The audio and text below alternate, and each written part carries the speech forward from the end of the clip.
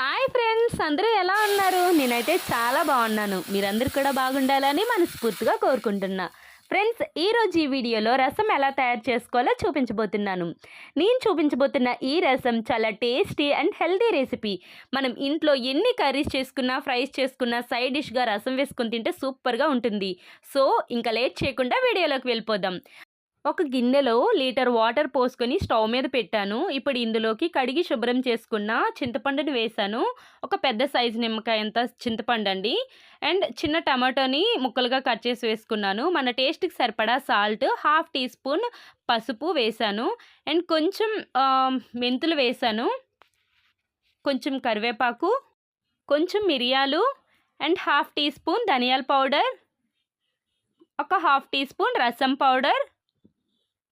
ఇవన్నీ వేసుకొని మంచిగా మరగనివ్వాలండి రసాన్ని. ఇలా పొంగు రావాలి. మనం వేసుకున్న వాటర్ తీసుకున్నాం కదా 1 లీటరు, అందులో ఒక చిన్న టీ గ్లాసుడు వాటర్ అయినా తగ్గాలండి, అంతవరకు మరిగించాలి. సో మంచిగా మరిగిపోయిన తర్వాత ఇంకో గిన్నె తీసుకొని అందులోకి ఇలా టీ వడపోసుకునేది ఉంటుంది కదండి, దాంతో వడపోసుకోవాలి. ఒకవేళ ప్లాస్టిక్ది అయితే మాత్రం పెట్టకండి, ఎందుకంటే ఈ వేడి రసం వేసేసరికి అది మొత్తం కరిగిపోతుంది. సో స్టీల్ దాంతోనే ఇలా వడపోసుకోవాలి. ఇలా ఎందుకు వడకడుతున్నానంటే ఈ చింతపండు అండ్ టమాటో ఇవన్నీ వేసాం కదండి, అవంతా రసంలో వదిలేసి తాలింపు వేసేస్తే మొత్తం చిక్కగా అయిపోతుంది. సో టేస్ట్ బాగోదు. సో అందుకే ఇలా మంచిగా వడపోసుకుంటున్నాను. ఇలా అయితే రసం మంచిగా పల్చగా ఉంటుందండి, బాగుంటుంది. మీరు కూడా ఇలానే ట్రై చేయండి. ఇప్పుడు రసం తాలింపు కోసం 2 టేబుల్ స్పూన్స్ ఆయిల్ వేస్తున్నాను.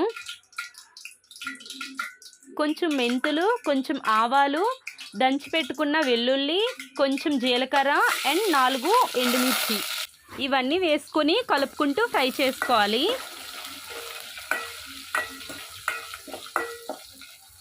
ఇవి లైట్గా ఫ్రై అయ్యాక ఇప్పుడు ఇందులోకి ఇంగువ పౌడర్ వేస్తున్నానండి. ఇంగువ చాలా మంచిది, మనకి చాలా హెల్త్ బెనిఫిట్స్ ఉన్నాయి ఇంగువ వలన. సో ఇంగువ వేయడం వలన డైజెస్టివ్ సిస్టమ్ కూడా కరెక్ట్గా వర్క్ అవుతుంది. ఫ్రెండ్స్, ఇప్పుడు కొంచెం వాము వేస్తున్నాను, కొంచెం కరివేపాకు, ఇవన్నీ వేసి ఒకసారి కలుపుకుంటూ ఫ్రై చేసుకోవాలండి. ఇవన్నీ ఫ్రై అయ్యాక ఇప్పుడు ఇందులోకి ఆల్రెడీ మనం రసం వడపోసుకుని ఉంచాం కదా, సో ఆ రసాన్ని తాలింపులో వేసుకోవాలి. తాలింపు అయితే అయిపోయిందండి. ఇప్పుడు మనం తాలింపు వేసాక కొంచెం సేపు మూత పెట్టి ఉంచాలి. ఒక 2 మినిట్స్ తర్వాత మూత ఓపెన్ చేసి రసంలో కొంచెం షుగర్ వేస్తున్నాను. షుగర్ వేయడం వల్ల టేస్ట్ చాలా బాగుంటుంది. ఎక్కువ వేయకండి, 1/2 స్పూన్ వేస్తే సరిపోతుంది. మన రసం అయితే రెడీ అయిపోయిందండి. వీడియో నచ్చినట్లయితే ప్లీజ్ లైక్ చేయండి, షేర్ చేయండి, సబ్స్క్రైబ్ చేసుకోవడం మర్చిపోకండి. Thank you for watching.